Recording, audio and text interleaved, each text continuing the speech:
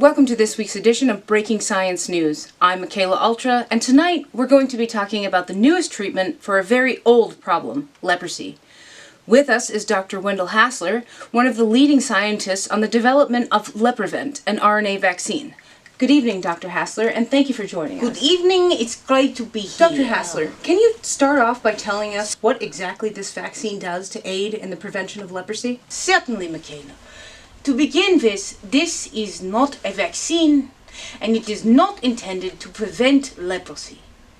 The lep in Leprevent is meaning leprotomast type, and Revent is in reference to reversal of this type. Therefore, Leprevent, not a prevention of leprosy. Can you tell us more about that?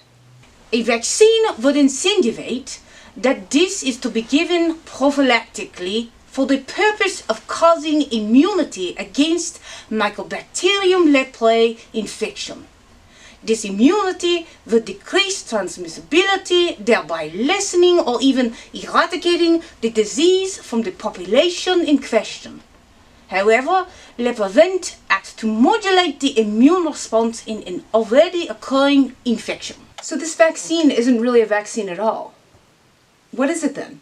Well, Michaela, because Leprevent is designed to promote the creation of a genetic product which is not endogenous to the individual, it would be considered genetic-based immunotherapy. It was initially developed as a vaccine, but clinical trials indicate that it is more effective as a therapy. However, it can also be administered prophylactically to those in close contact with known cases. In that application, it would be more in the context of a vaccine. And this genetic product stimulation is a result of the mRNA? No. This is a product of saRNA, which is genetically engineered replicons derived from self-replicating single-stranded RNA. If the mRNA is synthetic, how does the body recognize that it should translate it? This is a good question. The body does not recognize that it should translate it. Instead, an RNA-dependent RNA polymerase complex which amplifies synthetic transcripts in situ is encoded at the 5' end of the synthetic RNA transcript. Upon translation, RNA-dependent RNA polymerase will selectively bind and make copies of the synthetic RNA message by using endogenous nucleotides, at which point the cell's own machinery can take over translation. In this way, it is considered self-amplifying. I see. And what exactly are the synthetic RNA instructions for? They instruct for the antigen linked to Mycobacteria leprae. So if someone is suffering from leprosy, how does adding more of the pathogen help to fight it? Well, of course it wouldn't. That is why the adjuvant for this treatment are cytokines that are specific to a more desirable immune response. In this way, it can direct the system of the individual toward the desired outcome. By presenting the antigen and the cytokines that direct the immune response, the system will begin to shift, thereby augmenting the disease pathology of the host. Historically, the problem has been delivering enough of the RNA transcript to achieve therapeutic levels. With self-amplifying RNA and a high dose of T helper cell-directing cytokines, we have been able to successfully redirect the course of the disease. We have to go to break. When we come back, what is the desirable immune response to M. leprae? Stay right here. Did you or a loved one get exposed to armadillos or British red squirrels at a zoo and later develop leprosy? If so, you could be entitled to compensation. Zoos who knowingly expose the public to infected animals have recently been ordered to pay $7 million to unsuspecting people who develop leprosy after visiting their zoo. Injuries caused by these actions are devastating and include discolored patches of skin, usually flat, that may be numb or look faded, growths on the skin, thick, stiff, or dry skin, painless ulcers on the soles of the feet, painless swelling or lumps on the face or earlobes, loss of eyebrows or eyelashes. If left untreated, infected people may have paralysis and crippling of hands and feet, shortening of toes and fingers due to resorption, chronic non-healing ulcers on the bottom of the feet, blindness, loss of eyebrows, nose disfigurement. Other complications that may sometimes occur are painful or tender nerves, redness and pain around the affected area, burning sensation in the skin. Don't wait until your fingers can't dial the phone. Contact Gavi Law and receive a free consultation. You won't pay a dime unless we win your claim. Gavi Law is here to help you get what's coming to you. Call now. This has been a non-attorney spokesperson for Gavi Law. Ist sie eine Idioten? Ich glaube, sie ist kaputt. Welcome back. I'm Michaela Ultra, and with me tonight is Dr. Hassler. We're talking about immune modulation in patients with leprosy. Dr. Hassler, earlier you spoke of modulating the immune response in these patients with this new gene therapy, which many are referring to as a vaccine. Can you tell us more about the difference in immune response and how it affects the course of the disease? Leprosy can take several different immunological courses within a given patient. It has become clear that there is not one set course for the progression of the disease. Indeed, it has been classified in one of two categories, either tuberculoid type leprosy or leprotomers type. These two distinct types of leprosy are determined by the differentiation of Th1, Th2 cell type in response to infection. Associated cytokines and the transcription factors help to direct the course of the immunity. Ideally, a patient would have the Th1 response and go down the tuberculoid course of disease pathology. Unfortunately, not everyone has this response. Leprevent aims at augmenting the response in leprotomous type patients towards Th1 response and less severe form of the disease.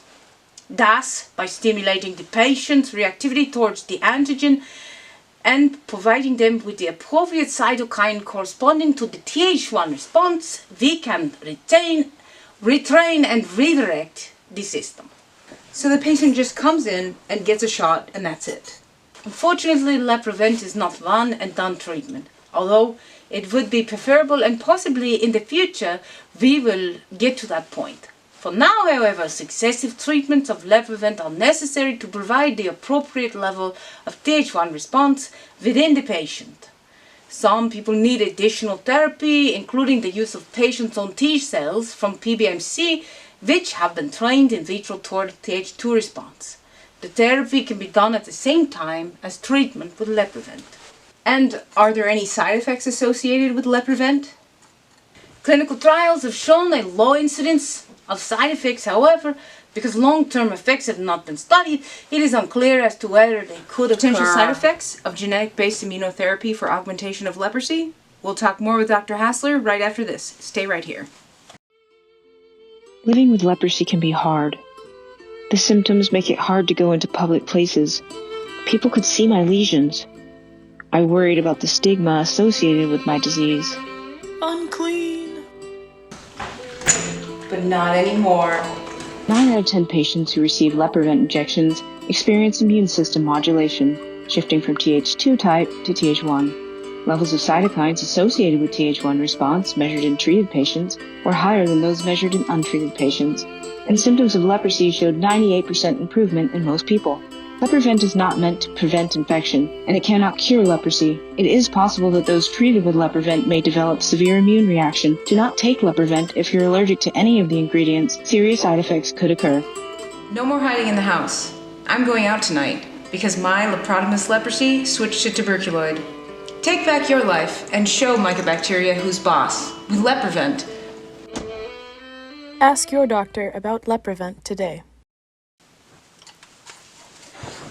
Welcome back to Breaking Science News. I'm your host, Michaela Ultra, and tonight we're joined by Dr. Hassler. We've been discussing the new treatment for leprosy, Leprevent. Dr. Hassler, you clarified earlier that this is not technically a vaccine, but rather this is a genetically based immunotherapy. Is that correct? That's correct, Michaela. And now with this new technology, is there any risk involved? You said that it was a synthetic RNA, which can only be processed by an RNA polymerase molecule that is also coded within the sequence delivered by the therapy. If this is synthetic, how is it degraded by the body? Is there any chance that this could result in unwanted immune stimulation by spurious byproducts such as double-stranded RNAs? Yeah, there is a chance that this could happen, although we have not seen it in vivo. Wouldn't that be kind of hard to see in vivo? Yes, and the answer to those questions are something that are yet to be seen. So, what is the reason for the S8 RNA over conventional mRNA? Delivering enough conventional RNA, like what is used in the mRNA vaccines, is very difficult for several reasons. The sheer volume is hard to accomplish, and breakdown of the molecules happens so rapidly within the system, even less of it is effectively delivered to the translation machinery of the cell. With the sRNA, we can circumvent the RNase activity endogenous to the host, but it also poses the issue of translation. That is why the polymerase specific to synthetic RNA is encoded within the transcript. Once the polymerase is produced within the cell, it preferentially binds to the synthetic RNA message and amplifies it. Because it does not degrade quickly, it can become amplified many times throughout the system, providing adequate amounts of proteins for the therapeutic effect. So how does the synthetic RNA break down in the system if it is not susceptible to endogenous RNase? Over time, the body will fight against it, and, as it would any invading pathogen, clear it through autophagy or other mechanisms, barring any underlying issues specific to the individual that would hinder that. What about the level of adjuvants? Are these adequate to match the level of antigen? The formation of the Leprevent therapy is designed specifically to provide sufficient levels of these directing molecules. The ratio of these molecules is much higher than the predicted protein synthesis of the antigen. The hope is that if all goes well, the patient will receive sufficient stimulation by cytokines, at which time the antigen will be targeted and the appropriate immune response can be launched. Again, this is not a one and done therapy. That's all we have time for, Dr. Hassler. Thank you for being here with us tonight. We appreciate all of your time and effort that has gone into creating this therapy for people suffering with leprosy. Thank you, Michaela. It has been my pleasure. This has been Michaela Ultra for BS News. Remember, only Th1 cells can prevent leprotomus-type leprosy. Until next week, good night.